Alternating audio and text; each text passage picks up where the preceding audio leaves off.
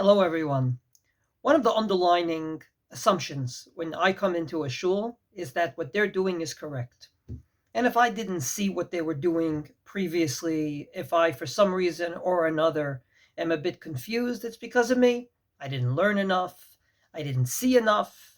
And therefore, before commenting, I always drink water, even a lot of water, check it out. And yes, thank God we're over 100 Minyaner spectators, and there's mistakes that are made. But in general, shuls work al pi halacha, according to Jewish law. Customs from years and years were obviously established for the right reasons, and therefore there's no reason to go ahead and to assume that what they're doing is wrong. Recently, I was in a shul that has what's called a mincha ma'ariv. They daven mincha up until shkia, and then they daven ma'ariv right after shkia. A gentleman who was a guest came into that shul, and as soon as they started ma'ariv, he said, "Hey, what are you doing?" And everyone started ma'ariv and ignored him. To which he said, kulchem ovrei avera. Every one of you are sinners. Not only was he out of line, but he didn't go with the cardinal rule that I just expressed. But moreover, he happened to be wrong, and I'll explain why.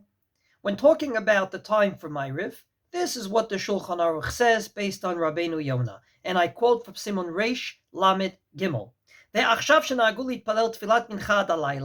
now that we daven mincha until the night, what's night? Listen carefully. En li palel tfilat arvit kodem shkiyat hachama.